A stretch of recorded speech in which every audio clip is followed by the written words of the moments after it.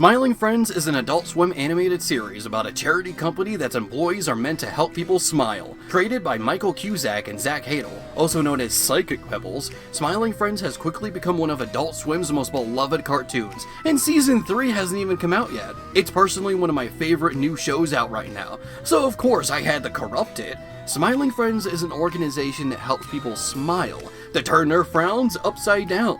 But one strange day, a tower emerges from behind their building. A tall skyscraper with a twisted face of agony as rain constantly pours from the menacing clouds that obscure its true height. No one knows where it came from. Another dimension? The depths of hell? An alternate timeline? Or has it always just simply been? It's a complete mystery, but one thing is for certain. The employees of this corrupt capitalist company are slaves to nightmares and torment. While anyone can walk into Smiling Friends and ask for help, this company takes the innocent and forces them into labor to expand on their reach.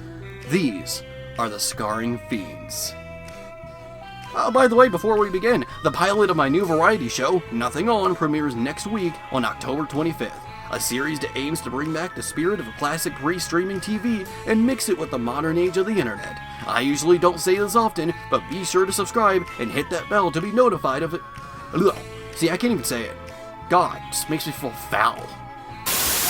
Pim is a ray of sunshine that's great at keeping everyone's spirits high. Sure, he's capable of feeling down or angry, but most know him as the optimistic, caring, and thoughtful guy that he is, even though he can sometimes let that side get a little carried away at times. But then there's Pinwheel. Pinwheel has a very robotic, boring personality, and also unlike Pim, he doesn't have a good handle of his emotions. His eyes will randomly change expression as he begins to completely alter his personality to follow suit. No one knows if he's actually feeling these emotions, or if he's simply trying to pretend that he is. This may explain why he's so extra with every emotion he lands on. Pinwheel doesn't have a single caring bone in his body. He's inconsiderate of how others feel, as he just wants to get the job done and take all the glory to impress his boss. Pinwheel isn't too much of a threat on his own. He's as threatening as a mentally disturbed serial killer, which, don't get me wrong, that's still bad, but that's nothing in comparison to his co-workers. Pim and Charlie are best friends. Despite having very different outlooks in life, they complete each other. While Pim is easily willing to forgive and forget, Charlie will say what's on his mind. He's not tough by all means, but he is much more blunt than Pim is. But Charlie Horse is no friend to Pim. He is instead a slave to him. Charlie Horse is forced to run on all fours to amuse his co-worker. Pinwheel will often use him as a mode of transportation. Charlie Horse is still capable of speech and communication, but he's got a very limited vocabulary. Due to constant years of mistreatment, he has lost most of his humanity, and is very close to becoming a feral animal. He can't be caught talking to others around Pim, or else he'll get punished. Charlie Horse has incredible strength and speed, but very little control. Think of him as like a bull with limited turning. His giant mouth is perfect for chomping down on those Pinwheel sees fit, and for making exaggerated gulps. Alan's fate always seems to be tied to paper clips and small characters, as he's taller than most of the cast. It wasn't hard to give Alan a Scarring Fiends counterpart. He was the first character I decided to draw after all. Alan Clip is a 50-foot tall, slender version of the Smiling Friends alternate. His arms are the longest part of his body, to the point where they have to bend at unnatural angles as not to trip over them. They almost appear like paper clips.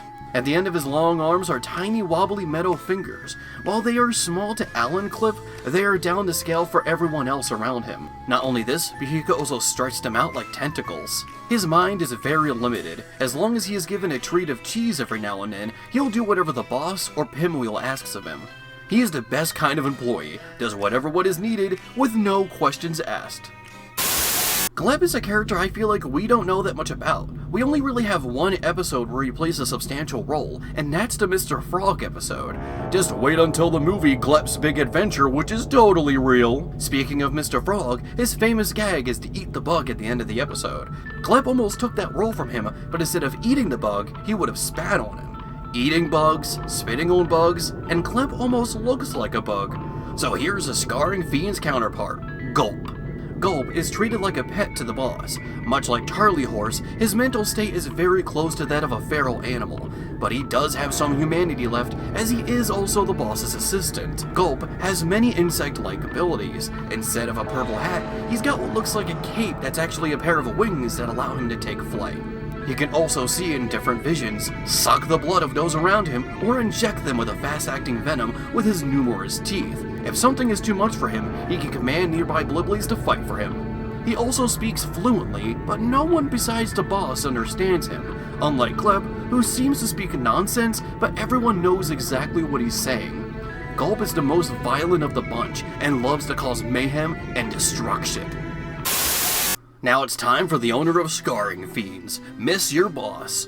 While it's uncertain whether or not Miss Your Boss was the founder of the company, or if she was given it, no one can deny that she is a damn fine boss.